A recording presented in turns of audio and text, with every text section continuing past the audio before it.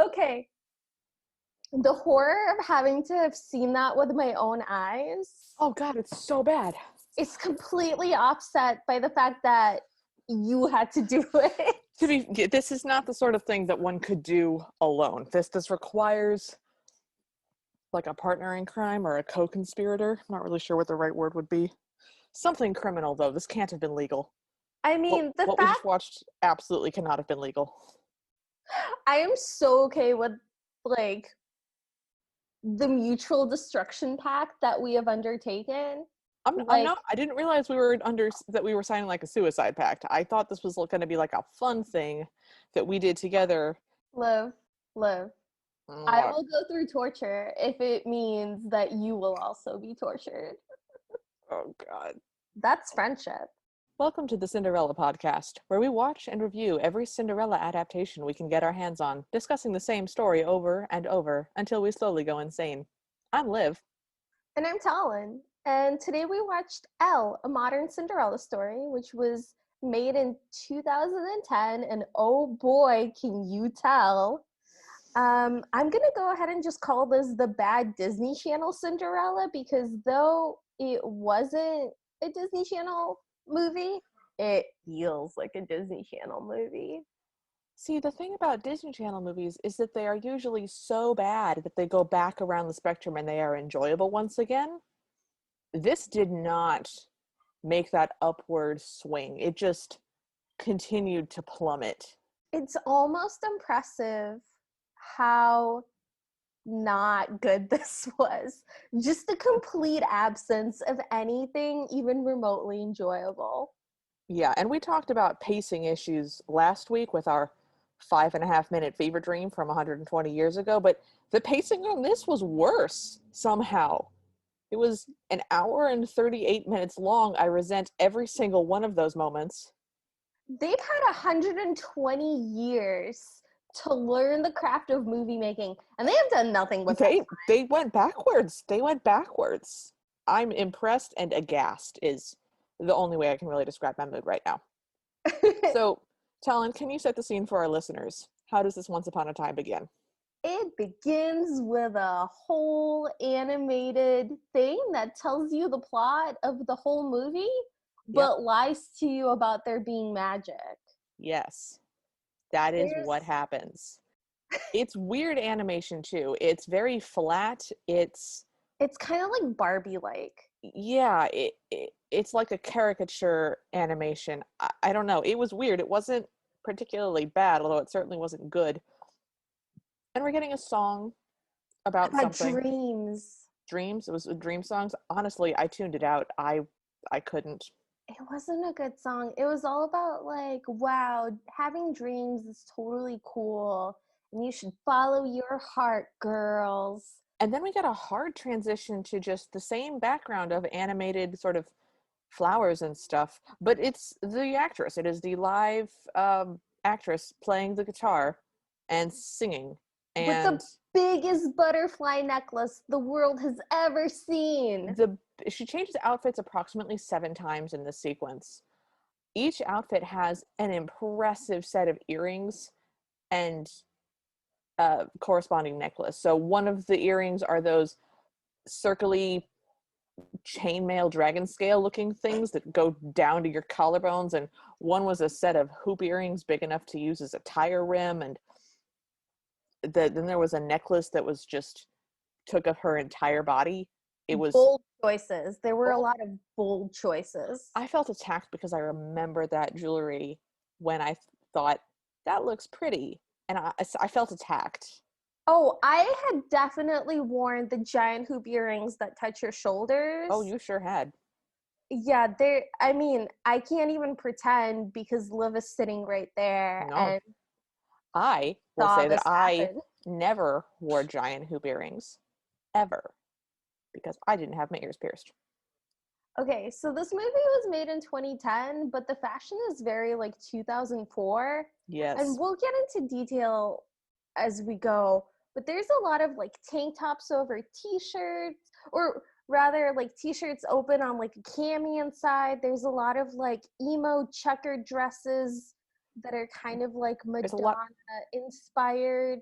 there's a lot of colored tights. They're colored tights and kind of chunky shoes. Yeah. And kind of edgy hair where there's little tiny highlights that are kind of like flippy. I don't know. It's a whole thing. Okay, It's so it's real strongly set. It's real okay. strongly set.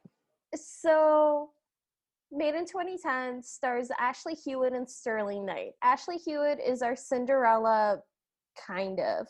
And she started out by appearing on this country singing reality TV show that was hosted for one season by Billy Ray Cyrus. And that's where she's from.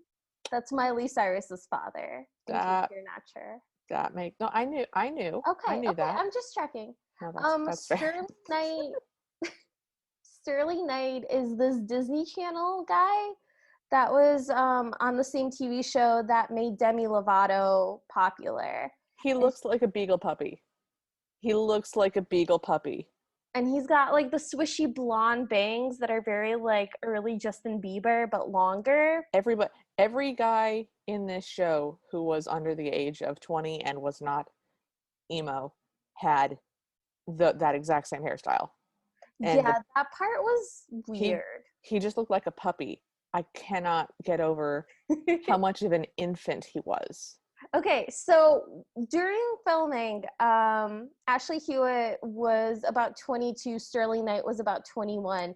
But she looks like she's like in her 30s maybe, and he looks like he's 14 and has just grown facial hair to convince everyone. For the first time, you can tell it's that first fuzz of facial hair, and he's so proud of it. It's not good. And she looks lovely, but she does very much look like she has had some work done to continue the illusion that she is in her early 20s, and it's working fairly well, but it's she looks like she's our age, and she looks like she's our age in 2010, but she's our age now. Yeah, so she just has a really like well-preserved soccer mom look to her. It's not that she's not pretty. She's pretty enough, I guess, but she just has the well-preserved soccer mom look.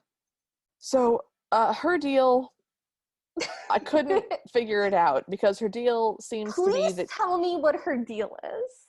Well, her deal is that she wants to not sing musically. Okay, so the entire time she's like, I don't sing anymore. But every time we see her with her like uncle, who is not actually her uncle, but is her parental figure, she's like, oh, have you had a chance to listen to my music? And he's like, no, I'm a very busy man. I'm too busy. So her deal is her parents die in a plane crash. I'm going to speed this up for you. We find out that she got that news. They were flying to see her audition to get into Berkeley. And she got the news while in the middle of the audition, like before she could start, and that they were in a plane crash on their way to see her. And so now she doesn't sing anymore because she feels guilty that her singing caused their death, because I think her singing was so bad that it just shot down the plane. I don't know. She literally says the line, my singing killed my parents. It's so dumb. It's so dumb. Okay, we have to go in order. We do. We have to go in order.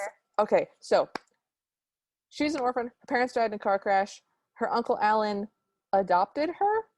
He's just her guardian. He has a music label. It is not doing well. She lives with him, but she's also an intern unpaid. at said music label. Unpaid intern. The music label has one band of bubblegum pop singer girls who are your classic Mean Girl trilogy triumvirate.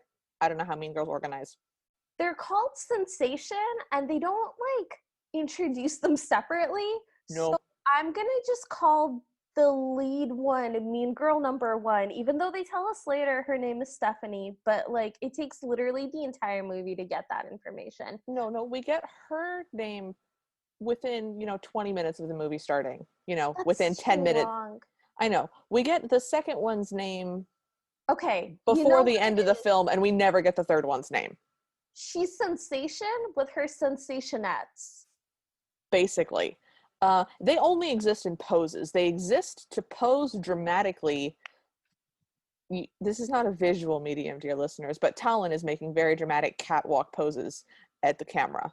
There's a I'm lot entertained. of hands on their hips, and then they do like snaps, and then they go sensation out. Out. And Charlie's Angels poses, Yeah, they staring practice. dead into the camera, that not breaking the fourth wall, just aggressively aware that there's a camera and they can't not look at the camera. That is, by the way, how we get our exposition. Is the three of them? The scene is that they're looking into a mirror, but the camera is where the mirror is. So you just get these girls like facing straight at the camera, telling us what's the deal with that girl. I think her parents died or something. Anyway, now she's an intern, and we can tell her to do anything. It's the stupidest exposition dump. So they're awful to her. The running gag, I think this is supposed to be humor, is that they get her name wrong every time in increasingly sillier and sillier ways, because her name's Elle, and sometimes they call her Eleanor, and sometimes they call her Ellie, and then they go off at the end and they're just calling her like Margaret. It's dumb. It's the It's a dumbest dumb running gag. gag. So they she is their intern slave. So she goes and she gets coffee, and we meet cute coffee guy who gets a name Okay, he's eventually. not cute. No, I'm sorry. I mean cute like a slobbery puppy. Like you get a slobbery Okay, puppy and it's dumb. You get one of those dumb happy dogs. don't get invested in the coffee guy. He's the love interest for the best friend. But we do meet him and he does play an important role. Does he? Does Yeah. anyone? No. He plays a thing happens later with him. Something pivots. I don't know. I hated it. He's there the entire time, and he's like very over the top. His name is Andy, He's and he's very like, beach "Hey, beach boy. Elle, what's up?" Hasta mañana. He's very He surfer says boy. all of these things. We're He's not making any of these up. we're not exaggerating. These are lines from the movie we're quoting. And then He's he's very surfer boy Callie. He's meh. okay. So this is set in LA, I guess, because they're Yes. like the music recording industry. And he's like, she's picking up coffee for the Mean Girl group. By the way, her life is not that bad. Like being an No. unpaid intern is terrible and should be illegal, but she's not being asked to do anything that would fall out of the realm of intern. Yeah, It's she not she like has to get coffee. She has to make phone calls. She has to deal with this their is bullying, which again, not good, but mild. It's very mild. mild. This is not the Devil Wears Prada. There's no Meryl Streep making her entire life a living hell. Like these are just a couple of bored mean girls that are just like, get me Yeah, a water, and I want it to be strawberry. Okay, who cares? fine. Have your strawberry water. I guess if that makes you happy, if that gives some meaning to your pathetic life, go for it. Anyway, And we so find out that and we find out that she also her uncle is really busy and he never has time for her. And she says, you know, oh, are you going to be home for dinner? And he's like, you don't have to make dinner, but you probably will anyways. So like she lives with him and she does all the chores, but it's clear that she does not have to. So same thing with her being the like sensation pop group slave, because her designated best friend is like, you don't have to do all of that, and she's like, yeah, I know, I just don't want to bother my uncle about it, and it's fine. So like she's just doing a she's normal very job, yeah, and it's not that bad, and she also doesn't even have to do it. and the comedy beats that they set up for her are that she is from Nashville, but they don't want to give her a southern accent. Well, I don't For think she has one. she doesn't have well, she doesn't play one, that's for damn sure. They also make a lot of maybe not a lot, but they make a couple of jokes about sort of implying that she's chubby. She's not chubby. There's also a lot of jokes about the fact that Sensation, the Or girl group, is like always on a diet.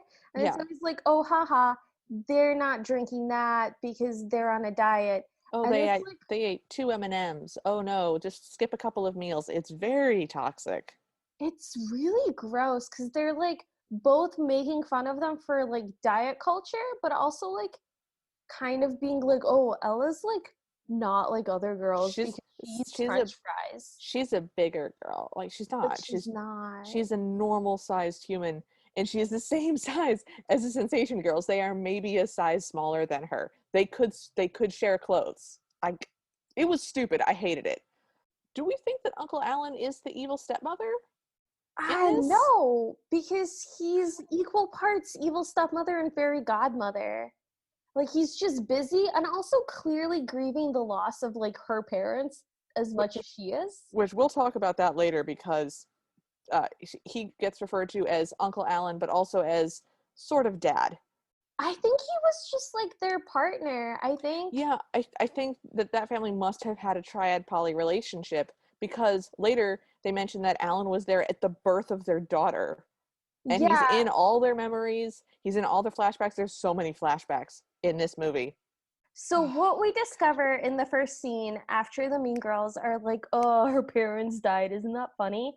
Is that she, like, keeps fantasizing about singing and is, like, daydreaming to the point where she's singing, like, in her quote sleep, and people notice, like, And at work. like, she zones out to the point that she's basically catatonic. It's that's a neural problem. You should go to a neurologist if you're zoning out to the point that you are catatonic. I don't care what happens next. I hated this movie. It was not good. Okay, we're just gonna skip forward.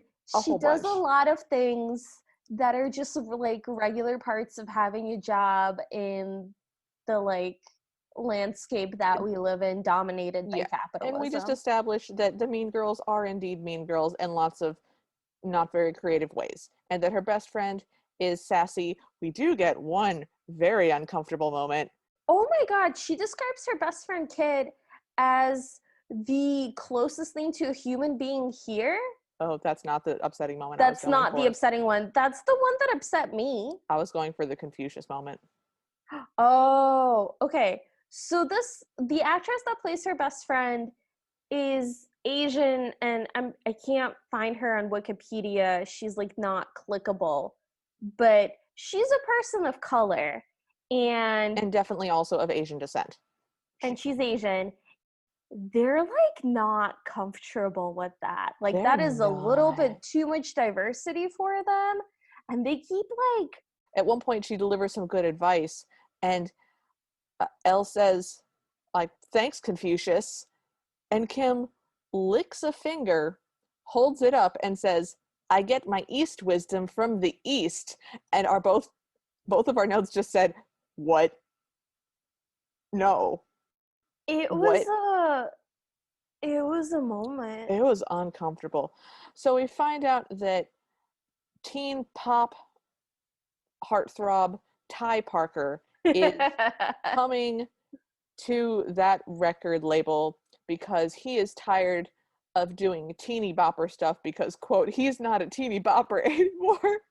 This is a baby with facial hair. He's a baby. Oh God, he's 22 when he films this, but he looks like he's 12. He looks like, everybody go Google Beagle Puppy. He looks like that. I mean, you can also just Google Sterling Knight, which is the man's actual name. I mean, I guess it's not his fault, but the line, they're not, I don't want to be a teeny bopper anymore. Like, honey, you gotta wait for a couple of years till puberty hits you, man. Well, he's like, my audience is getting older. They're getting more sophisticated. That's what I want to do. I want to make real music. I want to make sophisticated music. Something with soul. He's the whitest child. Oh God. Oh my God. Alan sort of explains to him that, hey, you are good at doing what you do. This is kind of a big risk financially. Also, your fans might abandon you because you'll stop doing the music that they like to hear. So they make this deal. There's this up-and-coming new singer from England whose name is Candy Kane, and she has, like, a viral blurry video, and he's gonna do a duet with her. And then once he does that, he's gonna have carte blanche to do whatever he wants, and Uncle Alan will finance it. Yeah. So we find out that Elle has a massive crush on Ty, to the point that Kim asks her, Kit? Her name's not Kim?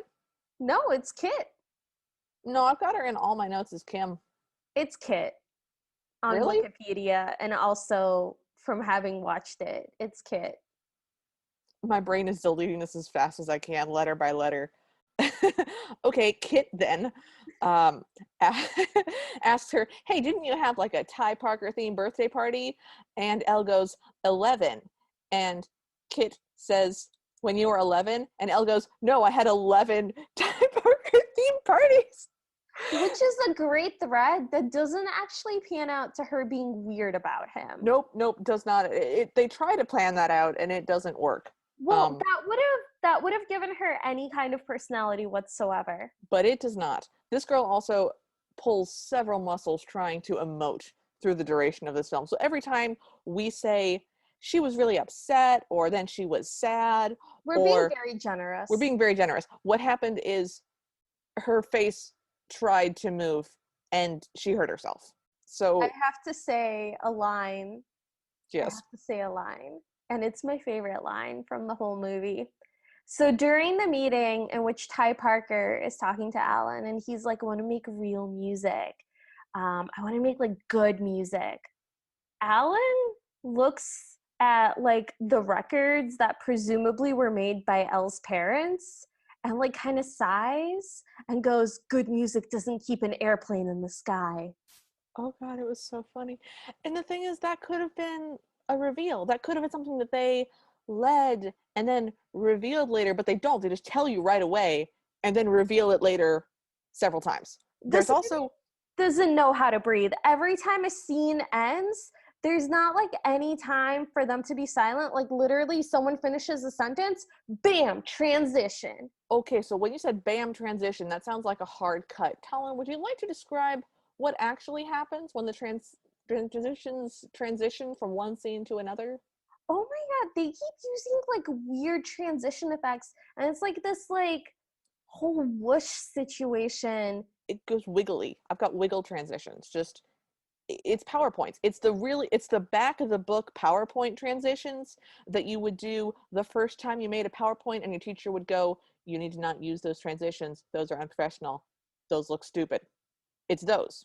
It doesn't quite get to the way of like the star transition where the whole thing spirals and like a whole new page comes in, but it's almost that. It doesn't ever swirl in a circle like those old-timey newspaper things. But only just barely. But just barely. Only just. It does.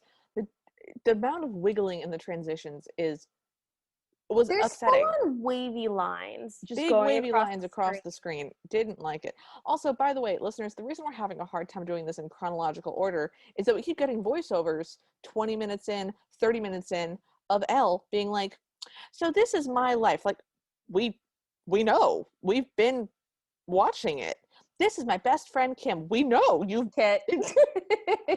I'm calling her Kay. This is my best friend, Kay. You should call her by her real name. Her name is Kit. I apologize. Okay, so the group sensation has nothing to do because they're actually like not very good. They're not very good. So what they do is they come bother Elle in like transparent ways. I think that the main sensation girl is flirting because there's no reason to come up to an intern's desk that often unless you're like personally invested in her paying attention to you. That's just my theory. I like that as a headcanon. That makes this story much better. Sensation is going to record their new album, their new single. They invite her to come be part of it. This is obviously a trap. And she's like, oh my God, really? But she doesn't see it because she's such a dum-dum. Her voice, by the way, is a very sweet voice, and it's kind of a mid accent, I guess. But it's the intonation that you use when you want to sound vapid. It's just, yeah, no, yeah, really? Just vapid. It sounds vapid. So she's a dum-dum, so you just have a hard time empathizing with her. The questionable direction decision that they took also is that half the time she's being really snarky and half the time she's being really naive. So sometimes when Sensation is being mean to her, she's like under her breath being like, well, I hope you choke on a sequin. And it's then funny. Sometimes, yes. And then sometimes they're like, hey, come record with us. We want you to be in the studio with us. And she's like, oh my God, really? Like, no, obviously not. And then her best friend actively tells her, this is really fishy. And she's like, no, I think this is my moment. I think they're turning over a new leaf. No. So she gets to the studio. They want her to carry them waters at very specific intervals and bring them face cloths to mop their sweaty brows. She acts like the completely clean face cloths that she has been given. Literally, they're folded. They just unfold them to hand them to her. She holds them at the very tips of her fingers as though she's holding a newly dirty diaper. It's very over the top, and she's acting like this is so demeaning, but this is like a job. This is a job actual people have. Yeah, And it's fine. like they're And yes, being rude, but this is like she's an intern at a and record label. and Like, you're what not is she getting saying? paid, which again, capitalism is evil and this is immoral, but you're also not being asked to clean toilets with your hands, and you're not being asked to do any dangerous work or even any physical work. It was a weird push to keep pushing how bad this was. So they record, they leave. She has a montage of trying on clothes. Yeah, they're like, oh, we need to get our outfits fitted for wardrobe for our next music video. They would fit you now, but they need to be taken in for us. So that's like Yeah, a way weird. for them to tell us that all of the clothes magically fit her because She's she's bad. normal sized, because they're normal sized clothes for Doing quotes, very air quotes. average sized humans of that age. So she has a montage of trying on stuff. It's dumb. She ends on this dress that doesn't fit her properly. It's not that it's too small or anything. It's just that the boob space doesn't hold her boobs, and it made me mad because it's not that hard to get a dress that fits your cleavage. Love a montage. I love a montage, and this was a boring montage. Agreed. She just like finds this white sparkly dress that has a It's lot of so boring.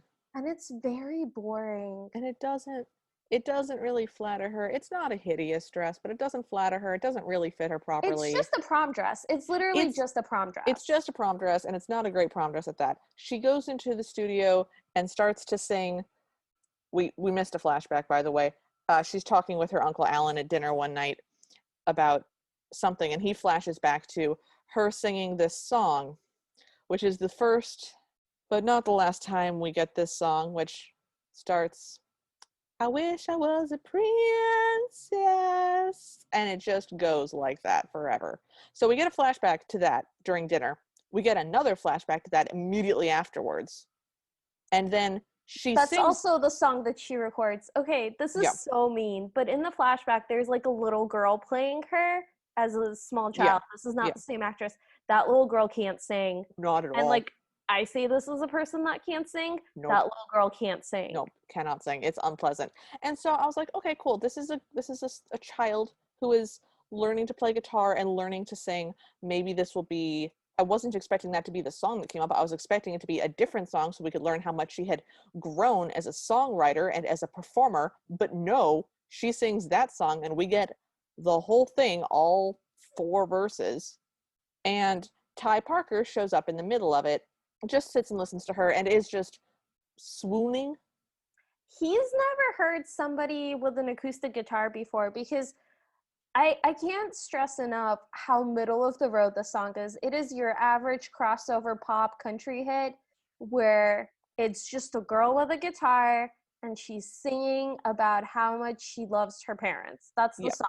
Yep. He's And like, she's got sort of medium blonde curly hair, and she's taken a makeup brush with no makeup on it and just randomly brushed it over her face. and don't forget, she took off her And glasses. she took off her glasses. So what we have essentially is a very poor Taylor Swift, early Taylor Swift knockoff. That's definitely the vibe I got. Like white dress, acoustic guitar, blonde curls, singing about stuff, but like really badly. Okay, and this is what we have instead of a ball. Like in the structure of a Cinderella story, this is This her this is the getting ball. dressed up to go to the ball, and he meets her, and the song is the shoe because he's like, wow, what a beautiful song, what a beautiful girl. I'm so mesmerized. And then And they have spoiler, but at the end, what he has is the song, and that's how he finds her later. But this moment, this boring, dumb moment of her recording in the booth and him being like, wow, this is good. is And the her being like, ball. oh, I didn't know you were there. That's That's what the we ball. get instead of a big ball with a Well, big no. disguise and a fairy godmother. Oh, it's so much worse than that, because that is at least a setting that could be potentially romantic because you're all alone and you could have a conversation and sing together. But then they go on a romantic walk down the street to where he shot his first music video and to a hot dog cart. Okay, so what happens is he assumes that this is Candy Kane, the British viral singer that he's supposed to like meet and do a song with. And she, in her confusion, just sort of agrees and puts on a very bad British accent. It's the worst thing that's ever happened to me. It is. In her defense, she does try a couple of times to cut him off and say, no, that's not, I'm not. But he just talks over her. He talks over her so much and then goes, you don't talk much, do you? No, you literally won't shut up. You have not shut up for a single frame that you've been on screen. I hate you. Shut up. So he buys her a hot dog and they have conversation. It's the worst. It is so not romantic. It was awful. It was that they have zero chemistry. They have no chemistry. She says random dumb things in a terrible British accent and he responds as though they are deep profundities. She like lists things that she thinks she knows about England and she's like, oh, Big Ben, whatnot, indeed, Buckingham Palace, Tower of London, you must visit. And then he's like, oh, the fries are so good. And she's like, oh, these fries are good. And he goes, don't you mean chips? And she's like, what? And he's like, chips, don't you call them chips? And she's like, yes, sometimes, but not other times, because we're two countries separated by a common language. And he goes, you're so smart. And she goes, what? This is not an exaggeration. This is literally what happened. Word for word. I hated it so much. So they're walking romantically. Hurts to say. My teeth hurt now. Okay, so he's like, can we go for a walk? And she's like, I don't think I'm really dressed for it, because she's still wearing the big white ball gown. And he's like, oh, come on, let's go for a walk. And then it phases like forward. It transitions to them walking. And you see them laughing to each other silently. They literally couldn't think of two more things that these people could say to each other, because it kept doing it like a montage. Like we were supposed to be like looking back at like, oh, look what a good time they had, except it's happening right now. And they literally just didn't film it with audio for us. Oh, also, he's really into left-handed compliments. So he's continually saying things to her like, I'm surprised you're so cool. I didn't think you'd be anything like this. Well, apparently Candy Cane has like a reputation. Yes. Anyways. Which he knows, but he didn't care enough to like look up a video of who she is or learn anything about her, because spoiler, Candy Cane is a black girl. Yes. They don't look even like remotely there's nothing. You would be hard pressed to find two people who looked less alike. So her uncle texts her she has to go home. Oh, that's the midnight thing. That's the midnight thing. Her uncle texts her she has to go home. He's like, it's midnight. Where are you? Which, for a teenager, that's a really good, hey, it's midnight. Where are you? That's a good reason to go, oh, yikes, I have to go home right now. That's I think, the most compelling, hey, it's midnight reason that we've gotten so far. I mean, she's like 18. She was auditioning to go to Berkeley. If they live in LA, you probably shouldn't wander around LA at midnight with a strange person that you've never met when your only guardian has no idea where you are. I'm not arguing that. I'm just saying a text that says, hey, it's midnight, does not have the same like weight as a fairy godmother being like, by the way, if you stay out past midnight, you will turn back into rags and all of your magical paraphernalia will turn into whatever it was, and then the clock chimes and it's all dramatic. Where is the drama? They forgot the drama and then tried to include it all in the last 15 minutes. Someone told them, hey, you left out the drama, and they frantically tried to add a whole nother plot in. So bad movie making. Okay, so Ty Parker, the child singer dreamboat, he comes in to talk to Uncle Alan, and he's like, hey, is it a bad time? And Uncle Alan's like, I can't remember the last good time. No one addresses that. Ty's like, I met Candy Cane, she's great, I'm ready to sign the label. And everything is like moving forward. Okay, but we then find out that how Elle recorded her song, she accidentally recorded over their new single. The Sensation's new Sensation's single. new single. Yeah, so she's deleted that. Evidently, they just left it there to be recorded over. That doesn't. It does. It's so dumb. Doesn't matter.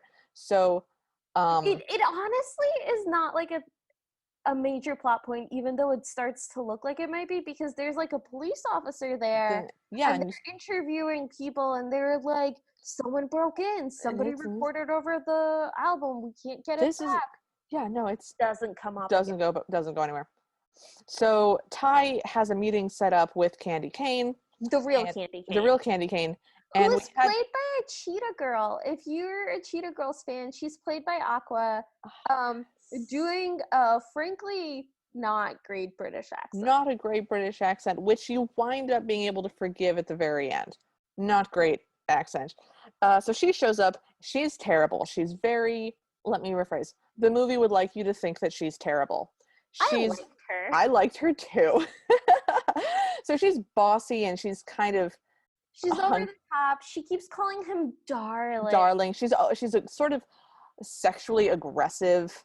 She tells him to eat up because he's gonna need his strength, and then she, like growls at him, like growls at him. It was so funny.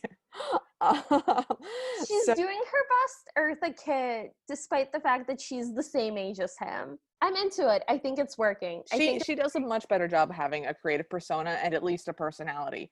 Ty flees is the only word I can say. He just bolts. He does a very good job of like not visibly freaking out over the fact that he's meeting a completely different person that he thought he was. Because when she's like, I'm Candy Cane, he goes, oh, okay, yes, I'm meeting you. And he has the meeting and he's on his phone the whole time, and he eventually is like, I've got to go. But he manages to do the whole thing while processing in his head that somebody lied to him without being like, I don't understand what's going on. Quicker on the uptake than I was expecting, and it was a really low bar, but he cleared it. He did. He managed to step over that. So Ty goes back to the recording studio, and Elle, meanwhile, every time he shows up, hides under a desk or puts her face in a giant hat, silly things. So he comes in and he says, hey, I'm looking for this girl. I want to know who she is. Does anybody know?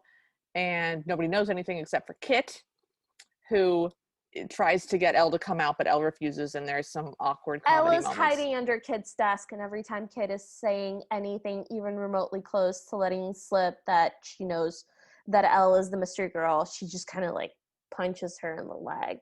And then Kit winds up having to go, I think that's a great idea. It's stupid. Nothing comes of it. So then he goes to speak with Uncle Alan, and he's like, I don't want to record with the real Candy Cane. I want to record with the fake Candy Cane that I met. Oh. And Uncle Alan is like, okay, well, we don't know who that is. And also, you signed a contract. And he goes, you asked me to make magic, and now you're taking my hat away. It's so good. You asked me to make magic, and now you're taking away my hat.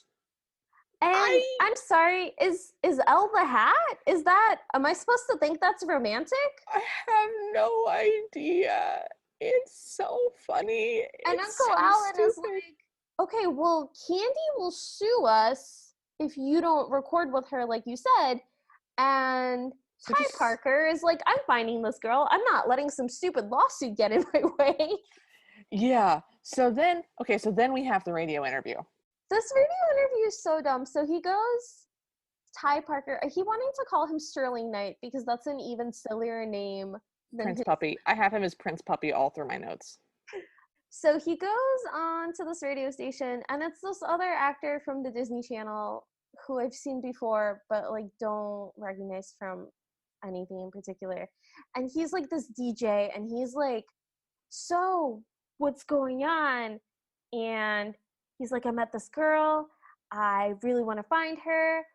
I want to search for her on the radio because I know the song that she sings. So I'm going to sing the first part, and whoever calls in with the next part, that's how I know it's going to be my girl. And then they have a bunch of callers calling in, but they don't show us any of that. We don't get to hear people like trying to finish the song.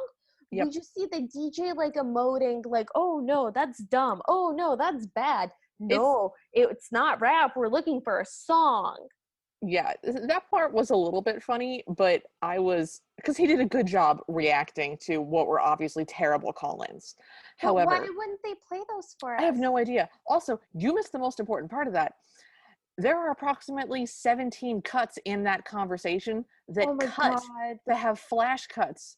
So fade cut, bright light, fade back in on the other person as they start to speak immediately afterwards. So, In my hi, what are you notes, doing here? Cut, open on Ty. Ty, I met this wonderful girl last night. Cut, open on the DJ. You met a girl. What's so special about her? Cut, Ty. She sang the song it hurt. It hurt so much. in my notes, I have the word swish, swish, like multiple times between every other line that I wrote. That's So that's what that is. We then get a random scene of Elle, and she has picked up the phone and then put it back down. So we know she heard and thought about calling in, but didn't, for reasons, I guess. Yeah, and then if this was going to be structured like a real Cinderella story, that would be how he finds her. But But it's it's not. not, because I don't know what we're doing anymore. This is I don't think this is a Cinderella. I mean, this is not a Cinderella, and we can talk about this later. Yeah. Because what I want to talk about now is that the main sensation girl is like snooping around, just being a mean girl, and she comes across Elle's laptop, on which the desktop is labeled Elle's laptop, which is a common thing in this universe because we see it again with a different character. Yeah. And she like goes onto her laptop. She doesn't have to sign in. She just goes Opens on it. up. And there's one folder on it, and it says Elle's song, and she clicks on it, and Elle's song is there. She does not click on it. She types approximately a postdoctoral dissertation, and then we show the song start to play. So I don't know what she was doing, but it absolutely was not a point and click because there was a lot of tippy tap sounds. I'm just saying. God. So she hears the song and she goes, oh, that's the song that was recorded over our single, and immediately throws a hissy fit and goes running to Candy with the rest of her little brat friends. With the Sensationettes. Yes. So they develop like a plan with the real Candy Cane to just like be mean together. Yeah. And we don't get the plan outlined at this point, but they're just sort of like, oh, you're mean, I'm mean. I'm mean too. And so this was when I started to really love Candy, although she is definitely one of the main villains of this movie. Her reaction to the sensations is very real. Her reaction is, why are you guys making weird poses? Did you just enter a room in a pose? Did you just say sensations out? What is wrong with you? Which she does not give voice to, but her facial responses are very broadly played. And she can emote because she's not a bad actress. Yeah, and she's genuinely like good at her job. And I enjoy it every time she does something over the top. Oh, and it's great. She's basically like, when they tell her what's up and they explain that it's their intern who's bad at her job that does it, she's like, oh, good help is so hard to find these days. And then she's like, oh, I would love to help you. And they're like, it's going to be a little underhanded. And she's like, underhanded is what I do best. It's strong Disney villain energy, and I really enjoyed it. Yes, I enjoyed it extremely. Okay, so one of the subplots is that the best friend Kit is into the coffee guy named Andy who showed up at the beginning and was annoying. And they're both into each other, but neither of them will tell the other person. Yeah, that's and just so we get... That's just why. We're just informed. Yeah. And we get a little back and forth between Kit and Elle about how she's like obviously into him and she should go talk to him. So Kit runs into the coffee shop and basically drags Andy and is like, hey, coffee monkey, which is a weird thing to call somebody. Weird thing to call somebody. I didn't like it. I also He's like, I need to confide in you. Can you be trusted? And she tells him everything. And then he goes, why are you telling me this? And she goes, well, I just had to share it with somebody, and I didn't know how else to talk to you. Yes. So she's all swooped up in this best friend drama, but is also like still into this guy, and she's like, I need a sidekick. Do you like want to be my sidekick? Basically, this it's is do me you putting words in her mouth. But yes. he's like, well, I'm at work right now, and she's like, are you coming?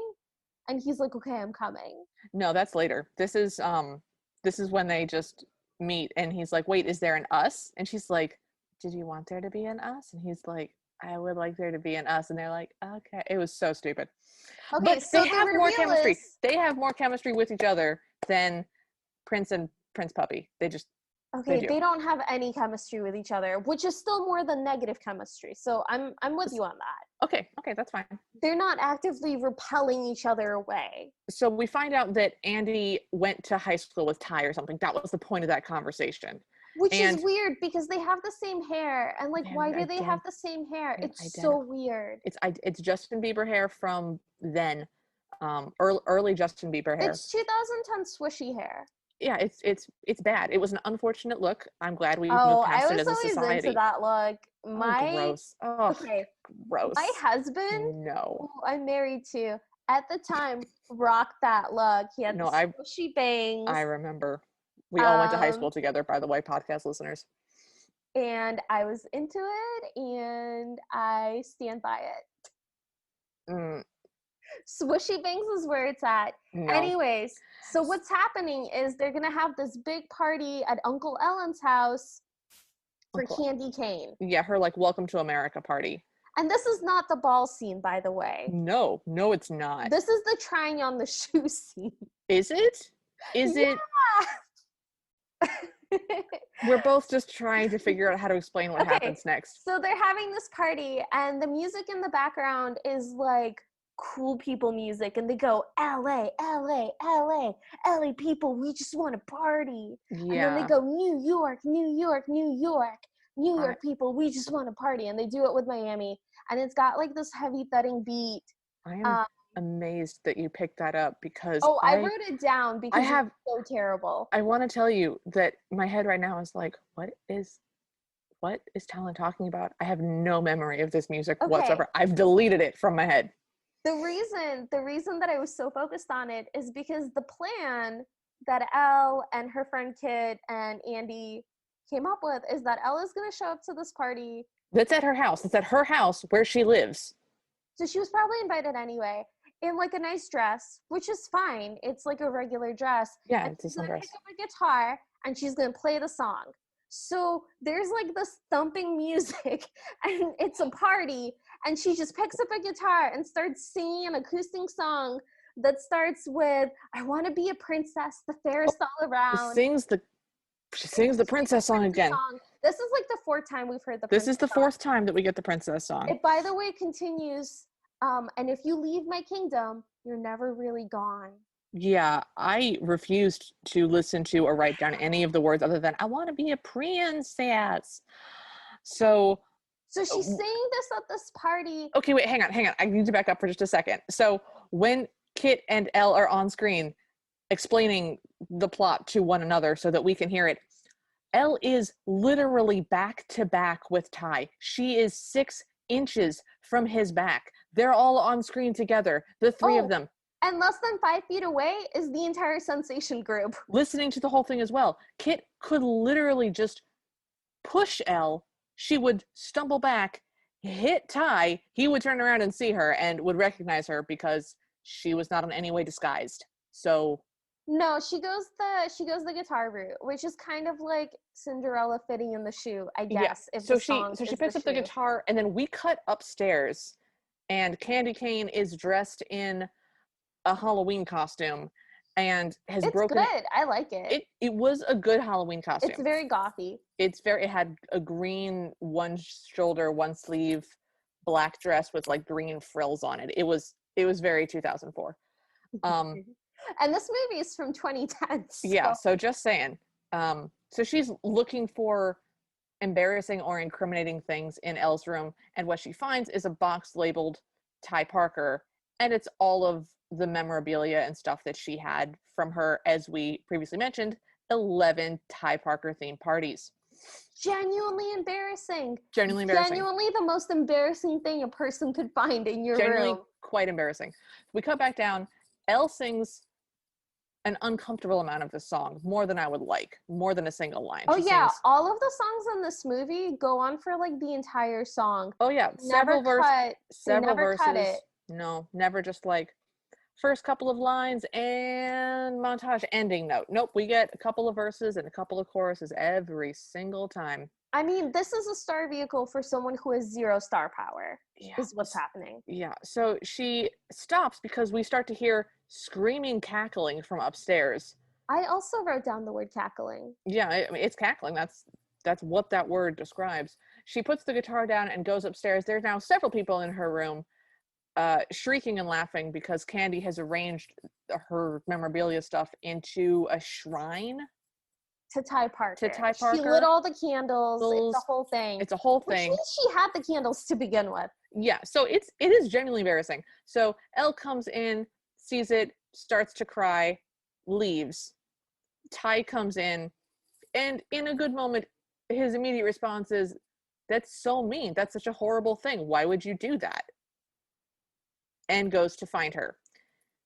Yeah, so Candy Cane is like, She's nobody. no, she's nobody. She's nothing. Why She's would you? nothing. And he runs off to go find Elle by the pool. And Elle just unloads on him with 0 context. If it wasn't for my singing, my parents would still be alive. My singing killed my parents. To which he responds, "No, that's not how airplanes work." Which he doesn't know. He also knows that she's Elle now. Yeah. Because presumably somebody told him off screen. Yeah, so he's not mad about anything. He's just really happy there. He gives her like an okay pep talk, but it's not a pep talk that he as a character could give because it has information that he doesn't have. Mm-hmm. So he also gives her his jacket, which he did have to give. He did. He gives her a jacket. There's no indication that it is cold in any way. Because it's LA. Because it's LA. But he gives her his jacket. And the whole thing ends with him being like, so do you want to go to Berkeley or not? It's up to you to make it happen. Which again, how does he know? Also, he says, well, she does mention that it was her audition for Berkeley. That. Yeah, but how does he know this is a whole thing? I don't. No one knows. No one knows. Also, we get a lot of flashbacks. In all the flashbacks, Uncle Alan is wearing a smock. It's the worst shirt I've ever seen. Every time he's wearing a different shirt, it's the worst shirt I've ever seen. It's the same style. It's got this pleating over the shoulder areas, and it looks like a very nice muumuu. It's just weird because it doesn't match his like vibe at all when he's like being Uncle Alan. No, because Uncle Alan is well dressed, business casual, so no tie, but button down shirt, a sports jacket. He has short dark hair. He's in his he's handsome. Mid-40s. He is so handsome.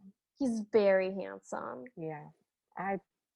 And he's not a baby. He is not a baby. He's tasty. But anyway.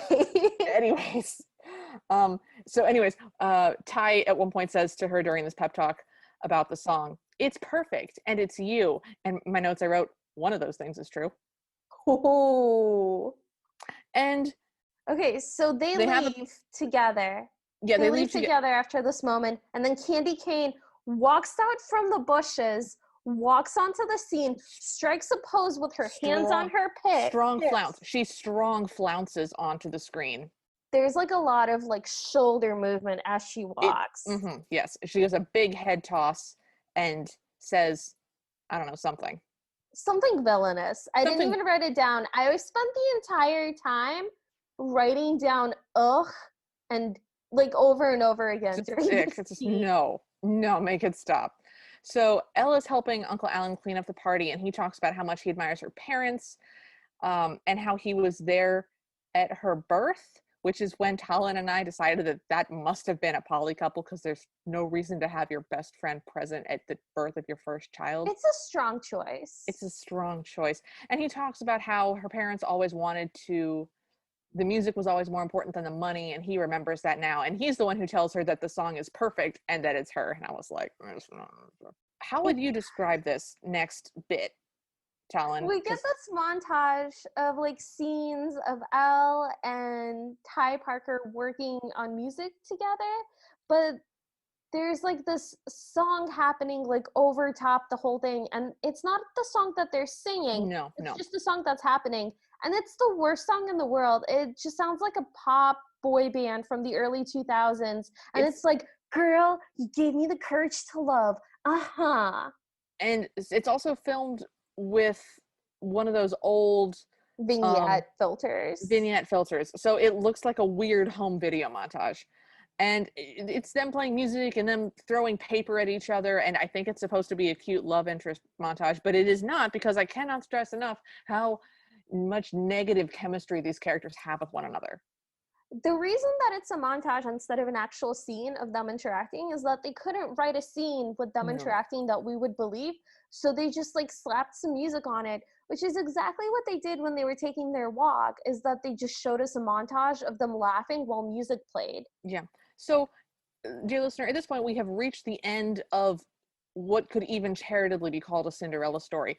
There's still 30 minutes left in this movie, so at which point we start getting worried. Yeah, so we were genuinely concerned at this point, because this is the end. He's met her, he's found her again, he's unmasked her, they're happy together, we're done. That's the end of the Cinderella story. But no, we have a villain. We've decided to put an extra villain in, which is Candy Cane.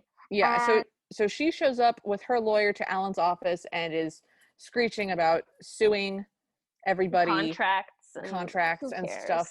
And Candy hauls Ty over into a corner and blackmails him and says, we'll sue you and your little girlfriend won't have anything. So here's what we're going to do. You're going to film, you're going to sing this stupid duet with me. We're going to pretend to date for publicity reasons, which means you have to break up with your girlfriend. And then when we're done, you can date her, whatever. I don't care. And that's very convincing, I suppose. I mean, did you have anything else to add to that scene? Nothing. No. So he breaks up with her slightly off screen. It's outside of a window, so we get... Yeah. The camera's actually focusing on Andy and Kit, who says, I should do this for a living. And the question is, like, what medal? What? He goes, no, assist. So that's the best friend's goal in life is to be the assistant to someone. Kind of upsetting. So we watch the breakup happen through a door, so we don't have to have any audio. We just get the visual body language of someone being upset. A trend. And at this point, I have in my notes for the millionth time, she's going to hurt herself trying to emote, because she comes back in clearly trying to be visibly upset and then leaves. Yeah. And then we get like this weird scene with Sensation, the main girl from Sensation, who I also call Sensation, where she's like telling Candy Cane to stick to the plan, or I'll tell your little secret. Which is the first time we hear that there's a secret. Yeah. So, and we hear this because Kit and Andy have come up with a plan that they don't tell us. Yeah. So Candy comes to her hotel. Kit and Andy are hiding in the corner. She asks if there are any messages for Brenda Smirkle, and is embarrassing. And is told that her mom called. So we know that she goes up to her room. Kit and Andy then slapstick their way up to her room. They Scooby-Doo their way up to her room with the heads poke out, and then the head pokes out above that head over the corner, and they creep down and they startle each other, and someone yells because they're startled by the person who's literally right in front of them in a hallway with lights on. It's Scooby-Doo. It's Scooby-Doo, and it was the only time in this movie I was happy. They managed to smack into each other somehow. Despite both walking in the same direction, they still like face each other and walk into each other. Also want to be clear, this is a lighted hallway. It's not an underground passage where you can get turned around. It's a lighted hallway, and they're walking forwards, and they managed to surprise each other and sneak up on each other in the same physical space multiple times. It was really great Scooby-Doo. It was great. So Andy knocks on Candy Cane's door, and he's like supposedly bringing her treats. Kid gives him like a big kiss to like fortify his courage, and he's like, I'm in this, I'm ready. He knocks, he's like, we got sweets for you from the coffee shop, courtesy of the record label. And she like, while she's distracted with him, Kid sneaks in and like hides in her closet, at which point she's able to see her laptop, which says the name Brenda Smirkle on it. Yep. Because everybody's laptop desktop background is their name and then the word laptop. In the same font, by the way. It's the same kind of cartoonish purple font. I don't know if did we not have extra fonts in 2010? I don't remember that long ago. I mean, there were more fonts than that, though. There were multiple fonts. It would have been much more believable if their background was like that weird multi-dimensional labyrinth thing. Oh, I missed that. So Andy tries to get a tip, and Candy is just like, I have no idea what you're talking about. I'm European. I don't tip. And shuts the door on him, and then calls her mom and says in a distinctly not British accent, "Hey, Mama," and proceeds to talk with her. And hey, Ma, it's me, Brenda. But it's like supposed to be a surprise and jarring, and it kind of is, because it caught me off guard. I assumed her terrible fake British accent was just the best she could do, but it might have been an in-universe terrible fake British accent on purpose, because in universe she is not British. She's from, I don't know, somewhere with a cow. They talk about having a cow. So Kit gets out her phone and takes some pictures of Brenda's computer, which has her name again. Which has her name on it, and then records. Candy does that awesome thing that villains do, where they explain their entire plan. Yeah, aloud. Mama, no one suspects that I'm faking being British in order to become popular.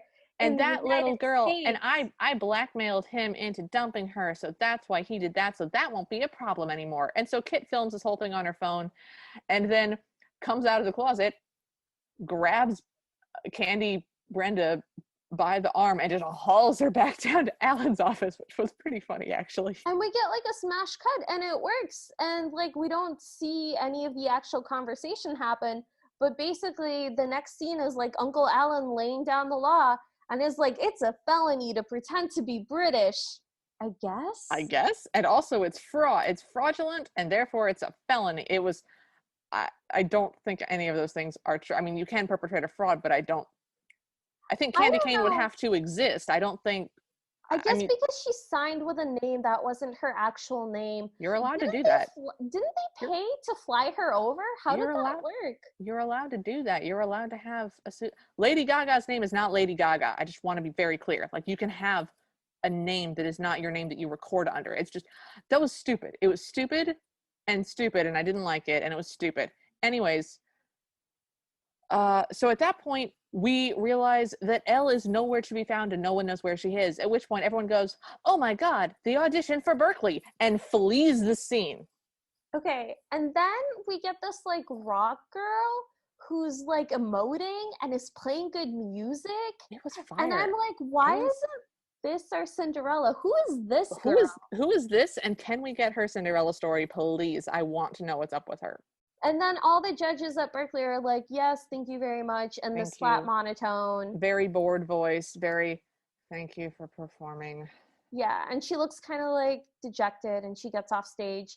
And then we get Elle coming on stage, and, you know, she's got her little guitar, and she's going to sing her song about following your dreams. And they're like, okay, go for it. And she starts. And falters, starts again, falters, and she goes, I'm sorry, I wasn't ready, can I start again? And they're kind of snarky about it, and they're like, well, are you ready now? Yeah. And then from off screen, Ty goes, she was born ready, sir. Oh my God. And then he gets up on the stage and he's like, I just want to tell you I'm here for you, and I always will be. And I'll explain everything later. I'm proud of you. And I'm so proud of you. And the judges are watching. I don't know if anybody knows this, but you don't get to just hang out on stage in front of judges at an audition while your significant other gives you a pep talk. That's not how that Uncle goes. Alan shows up in a terrible shirt and gives another her smock. Thumbs up. Another smock. So she goes to sing. She goes, I'm ready now. And both our notes go, please be a different song. Please be a different song. Please. And it is a different song. It is a different song. She doesn't sing the princess song. She sings about... It's called Fairy Tale. It's called Fairy Tale, and it's about following your dreams.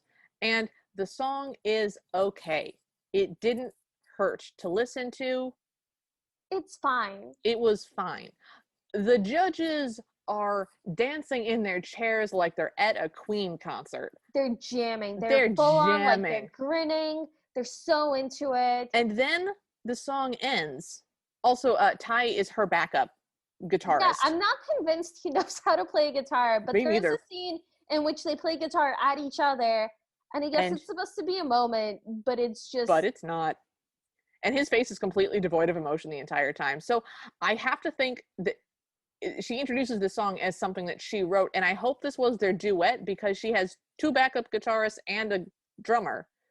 So hopefully this is a song that they've practiced before, because otherwise they just randomly they had that montage that we didn't hear any of. So yes, I'm hoping that was that song.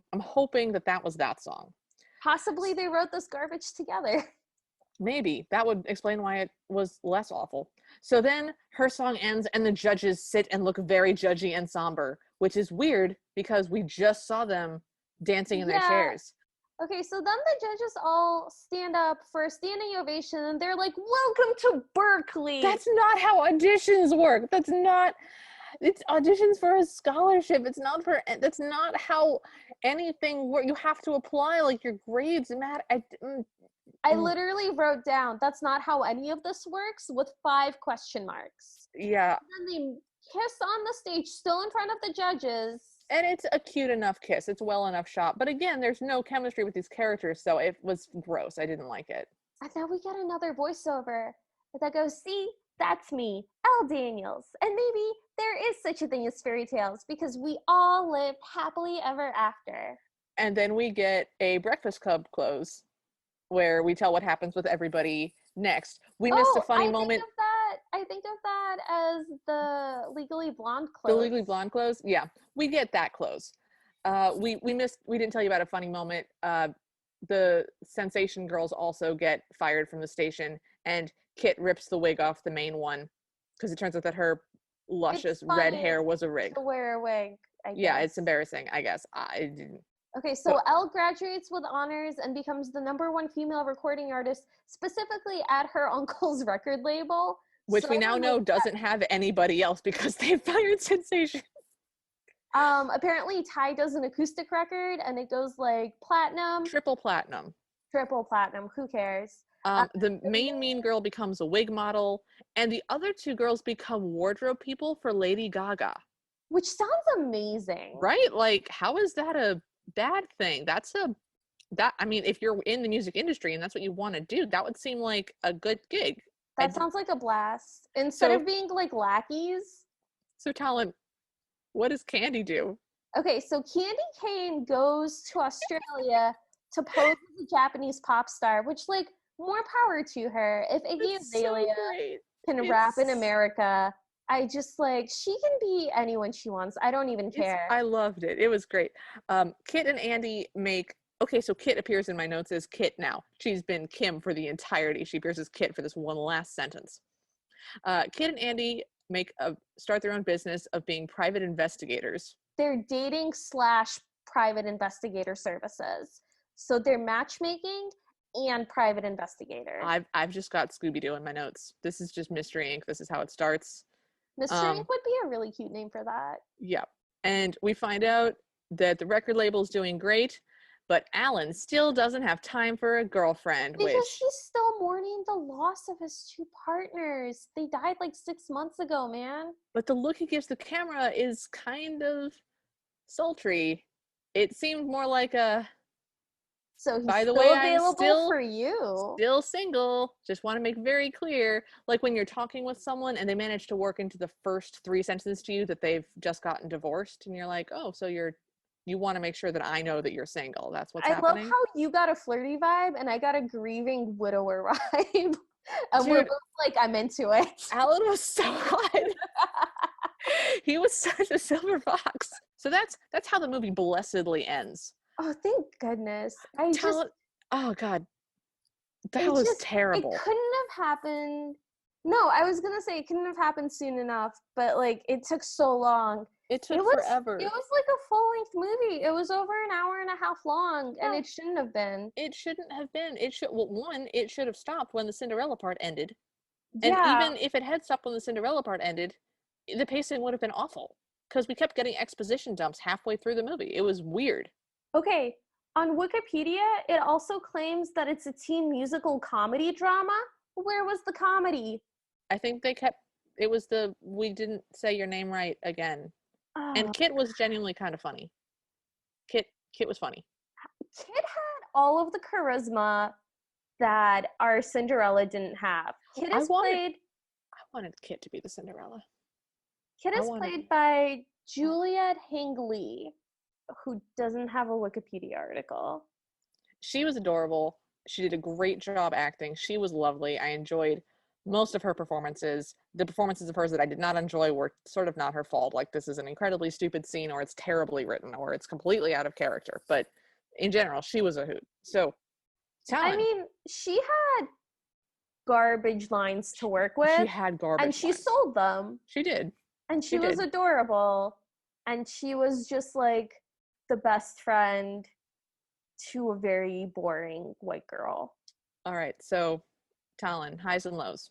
Oh my god, I have to pick a high for this? You can pick a low first while you're thinking. Okay, my low. I'm gonna need a moment. Can you go first? What are your Sure. highs and lows? Sure. Off the top of my head, my low is their chemistry. Oh god. I I've never seen negative chemistry in an on-screen love interest pair. So sometimes romantic comedies have that thing where the love interests do not like each other at first, and that bantery "I don't like you" energy is there, but that's not negative energy. That's building energy. This had That's still negative energy. charged. It's charged. This had nothing. It was negative. I hated it. It was definitely my low. Highs. Am I allowed to say the end? Like the part where it stopped, the part where we stopped And you were watching, done? and when we were done? Is that Yeah. Because for a moment I was worried you enjoyed the ending where it told us what everybody no, was like doing. the part where we stopped watching it. That Okay. would, if I had to pick a high that was in the actual movie, I'd say Kit. Kit was a hoot. Or Alan, because he was dreamy. Okay. Kit was best because she was actually really funny. I liked her. Kit was my high. Their chemistry was my low. What about you? Okay, so my low was definitely I Wish I Was a Princess. Oh That god. song that we heard like 5 times. Oh god, we did. We hear it 5 times.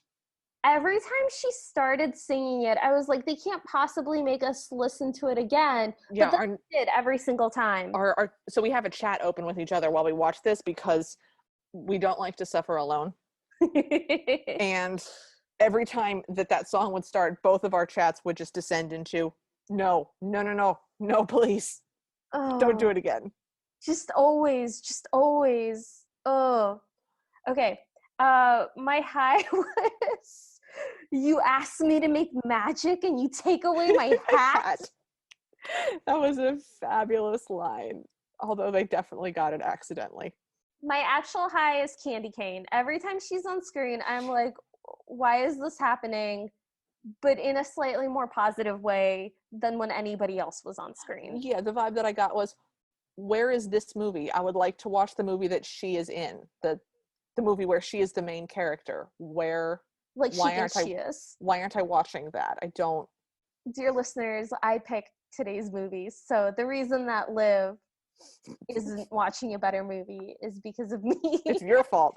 We did have this one on our list. It's not like you pulled this one out of some other list. This one was genuinely on the list. It was gonna have to happen It was eventually. gonna have to have. I don't blame you much. I blame you a little bit because we didn't have to watch the 1899 Fever Dream and then this back to back. We could have watched something neutral in the middle. Palette cleanser. We could have had a palate cleanser, but no, you wanted to watch this. It'll be so fun. It was really fun for me to watch you Me have suffer? to watch it. Yeah, that was my high was watching you have to watch this as well. So I was a little bit disappointed because I was hoping that they would chew the scenery more. Yes. The actor that plays Ty Parker, he played a really cheesy role on a Disney Channel show in which like he played an actor on a fake teen drama show. And then the fake teen drama show, he had to like look at the screen and like do like squinty eyes and like he was basically playing a fake teen drama, and it was hilarious. And I was hoping that he would channel that, but he seems to be playing it straight, which was a great disappointment to me. So what would you change about this movie? Oh God. I mean, get rid of the candy cane subplot, because that makes it not a Cinderella story, which like is clearly meant to be a Cinderella story. Mm-hmm. I would also make her like internship more genuinely terrible, and her Yes. uncle guy like genuinely absent, because he seemed fairly involved. He did. It was very confusing, the role that he played, because when we meet him in the beginning, he's kind of bossing her around and telling her, I don't have time for you, you have to take care of these girls. And he's being very bossy, and you're getting very much this is the adult in charge who's being mean role. But then he's not later. Okay, the whole time she's like, "Oh, I don't sing anymore, but have you listened to my And he's always like, no, I don't have any time. I don't have time. I don't have time to listen to you. And then at one point he goes, I have a couple of minutes. Why don't you play me your song? And she's like, no, it's stupid. I don't want to. So like, I don't know. I'm not saying he's like father of the year or anything, No, absolutely not. He but is. it's also not like, for a real Cinderella story, you need like a certain level of abuse. You need a certain meanness to qualify. So yeah, I would just cast everything differently. I would just recast everything except for Candy Cane and her Right. father and Alan. Liv, what's your final grade for this movie? So I know what other movies are out there, but I'm giving this a D-. Oh. I hated this.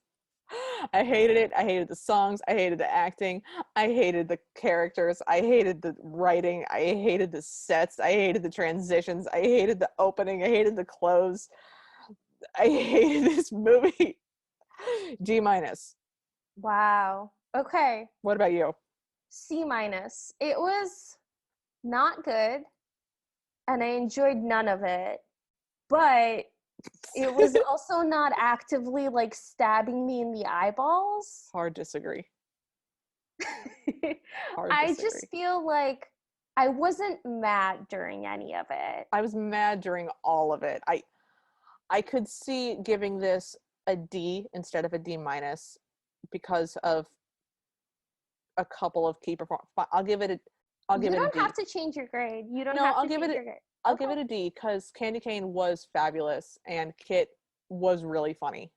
So Okay. I'll give it a D because a character that was not supposed to exist was excellent, and another character that was not supposed to exist was also very good. So I don't understand why they structured this as if it was going to be a Cinderella story when they borrowed almost nothing from it. If they hadn't titled it A Modern Cinderella, it would not have come across our radar as a Cinderella. It would have come across as a teen comedy drama. Like it, I don't think they're even teens. they're technically teenagers because she hasn't gone to college yet. I She's feel like living at this home. is one of those weird in the middle movies where I don't know who it's for. I wish that they were younger, and then this would be like passably cute. Yeah, if this was shot by talented teenagers who could sing, that would be fine. Or if they were just a little older and she was going to school and she was auditioning for like a graduate position, that would be also okay, but that's not what's happening. Or she's auditioning for a music label or for it to be an opening band for somebody bigger or something that made more sense than this. Okay, here's the other thing.